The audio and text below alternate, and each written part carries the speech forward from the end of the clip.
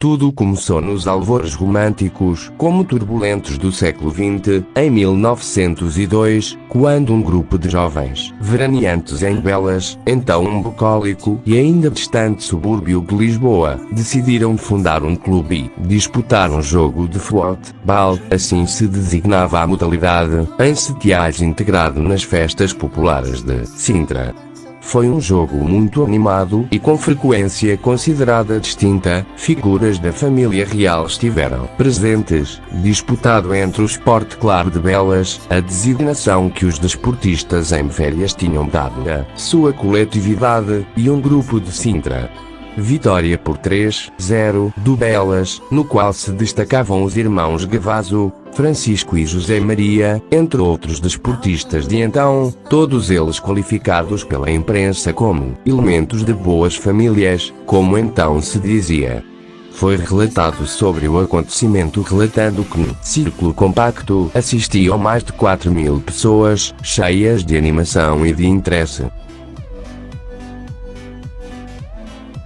O Sport Clube de Belas foi um sonho de verão que se esfumou terminadas as férias, mas não morreu.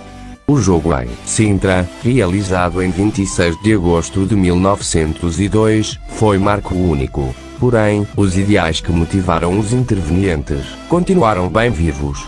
Os jovens veraneantes, pouco mais do que adolescentes, regressaram ao cotidiano lisboeta sonhando com os ecos dos esportes no estrangeiro, principalmente França e Inglaterra, mantendo-se em contacto pois muitos deles partilhavam a área residencial do Campo Grande e frequentavam tertúlia na Pastelaria Bijou, que ainda hoje existe na Avenida da Liberdade. Foi aí que, quase 2 anos depois da experiência de Belas, em 1904, os jovens amantes do desporto e do convívio ao ar livre decidiram voltar ao terreno e fundar o Campo Grande Futebol Clube. Outros dos convivas daquele verão de 1902 nos subúrbios, tinham anteriormente metido mãos à obra e fundado o Clube Internacional de Futebol, o histórico CIF, agora com as suas instalações em Monsanto. A sede do Campo Grande Futebol Clube ficou instalada num quarto do segundo andar do solar dos Pinto da Cunha, edifício que continua a definir a esquina entre a Alameda das Linhas de Torres e o Campo Grande. Além dos irmãos Gavazo, participaram na reunião fundadora o jovem José Oltremão Roquete, José Alvalade, José Stromp e outros entusiastas da prática desportiva. O Visconde de Alvalade, José Alfredo Oltremão, avô de José Alvalade, patriarca da família então já a caminho dos 70 anos, foi designado presidente, a título honorífico, pelo seu apoio desinteressado e a sua capacidade natural de entender e incentivar os anseios e espírito de iniciativa do neto e respectivos amigos. Futebol, esgrima, ténis, corridas, saltos, festas sociais e piqueniques foram as principais atividades dinamizadas pelo novo clube durante os primeiros 2 anos de existência.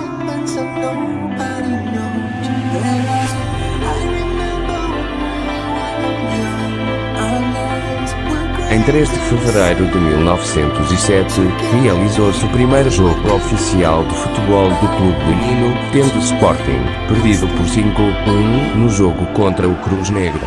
No dia 1 de dezembro desse mesmo ano realizou-se o primeiro derby, com a vitória do Sporting por 2-1 na partida contra o Sport Lisboa e Benfica.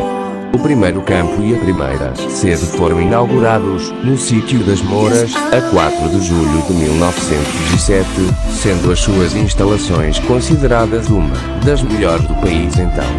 Em 1907-1908, o Sporting sagrou-se vice-campeão regional.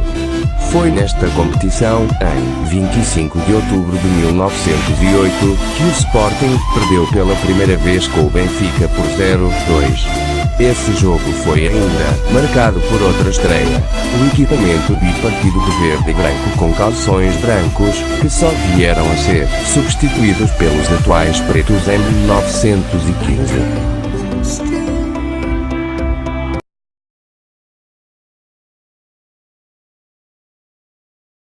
Em 1910, ano em que José Alvalade assumiu a presidência, o Sporting destacou-se no ténis por equipas e conquistou os títulos nacionais de salto à vara, lançamento do peso e salto em comprimento.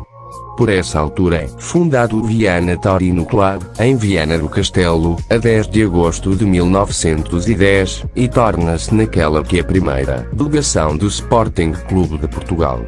No ciclismo, o atleta sportinguista Laranjeira Guerra venceu em 1912 o percurso Lisboa-Porto. Também em 1912, o Sporting venceu o primeiro da longa série de campeonatos nacionais. De corta-mato e António Stromp fez excelentes provas nos Jogos Olímpicos de Estocolmo, tornando-se o primeiro atleta olímpico sportinguista. Este foi o início do percurso que tornaria o Sporting a maior potência olímpica do país, tanto em número de representantes como de medalhas conquistadas. Naqueles anos, o clube foi campeão, nunca vencido numa modalidade muito em voga na época, a luta de tração à corda. No futebol, o clube venceu o Campeonato de Lisboa de Futebol, na quarta categoria, em 1912, 1913 e 1914. Em 1915 vence o mesmo campeonato, já na categoria de honra, bem como a Taça de Honra, batendo o Benfica por 3-1. No ano seguinte repete o feito, ganhando novamente as duas competições. Nesta equipa leonina jogava um dos primeiros símbolos do clube, Jorge Vieira, atleta várias vezes campeão e agraciado com diversas medalhas nacionais e internacionais. O Sporting viria a ganhar 19 campeonatos de Lisboa, 6 consecutivos, até à extinção da prova em 1947.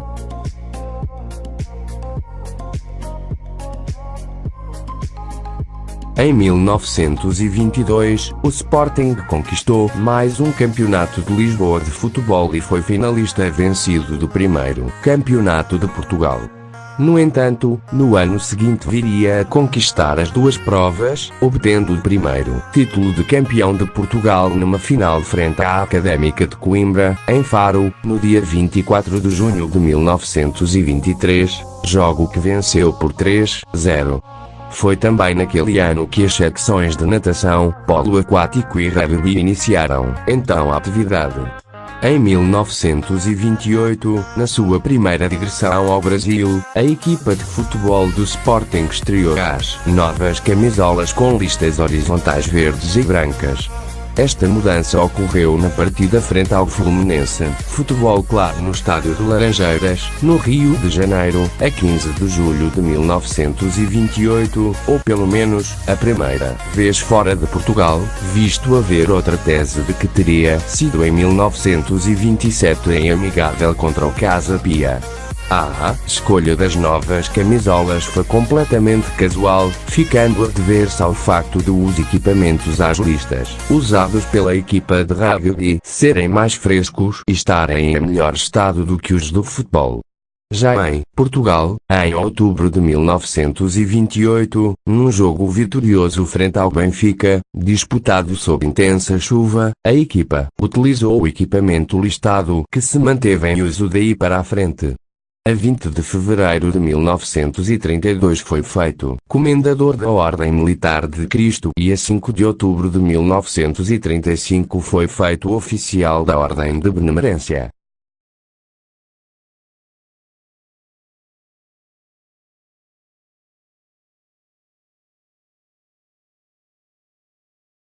Os anos de 40 e 50 foram fabulosos para o Sporting.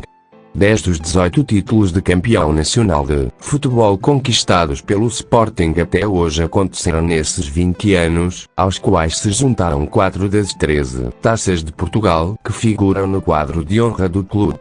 De 1946-47 a 1953-54, o Sporting venceu 7 dos 8 campeonatos em disputa, juntando um tricampeonato e um tetracampeonato, ficando a época de 1949-50 de primeiro.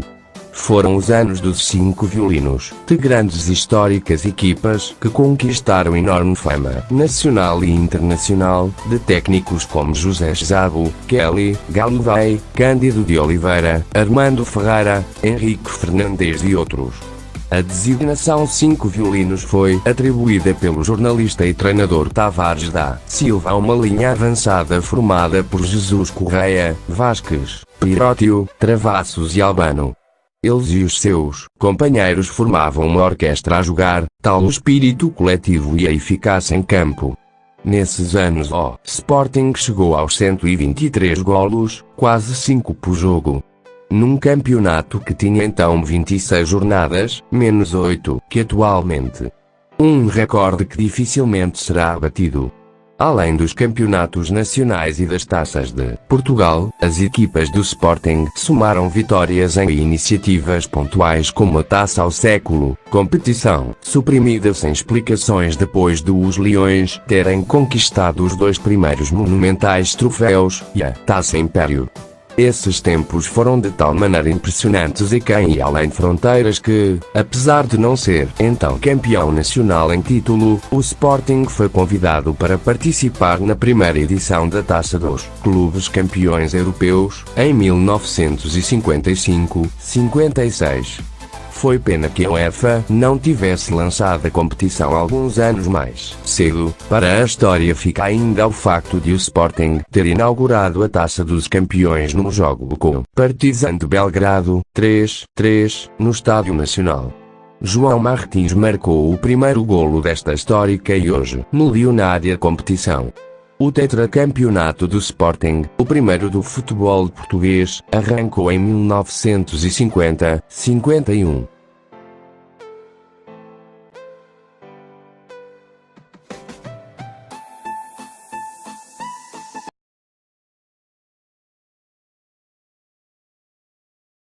Desde 1960, o título mais significativo alcançado no futebol foi a Taça dos Vencedores de Taças, conquistada ao clube húngaro MTK Budapeste, 3-3 e 1-0.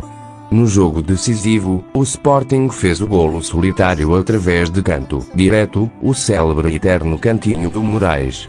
A caminho da final, o Sporting venceu por 5-0 o Manchester United, depois de uma derrota por 4-1 na primeira mão, e obteve um recorde que ainda hoje perdura de 16-1, frente ao Apoel Nicosia, do Chipre, como resultado mais avultado numa competição europeia. O Héctor Yazalde, também conhecido como Chirola, foi comprado pelo Sporting ao Independiente em 1970 e, ainda hoje detém o recorde de golos marcados numa época, no Campeonato Português, 46 tentos em 30 jornadas. Yazalde estabeleceu também um novo recorde europeu de golos a 19 de maio de 1974, sagrando-se naturalmente bota de ouro europeu, batendo a marca do húngaro Escobar. O recorde ainda não foi ultrapassado. Como prêmio, recebeu um automóvel Toyota, que vendeu, dividindo dinheiro pelos companheiros de equipa.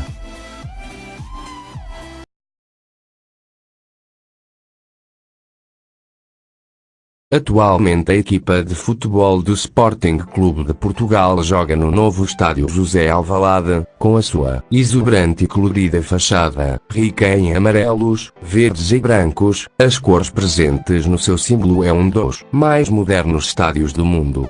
Foi inaugurado a 6 de agosto de 2003, inauguração esta apadrinhada pelo clube inglês Manchester United, jogo que ficou 3-1, com a vitória do Sporting. Este estádio conta com 50.049 lugares, todos sentados e cobertos, onde também foi jogado o Euro 2004, e a final da Taça UEFA que teve o Sporting Clube de Portugal como finalista na temporada 2004-2005.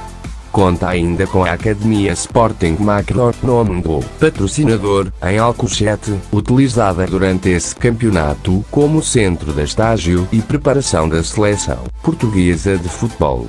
A Academia Sporting é a primeira e única na Europa a receber o certificado de qualidade ISO, que é atribuído pela empresa internacional de certificação.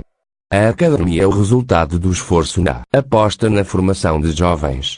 O Sporting conta com a melhor escola de talentos europeia e uma das melhores do mundo, na atualidade, sendo o clube que mais jogadores cedeu à seleção nacional em fases finais da Taça do Mundo de Futebol, 24 no total, contra 21 do Benfica e 18 do Porto. Novos talentos despontam todos os anos, como os consagrados Luís Figo e Cristiano Ronaldo.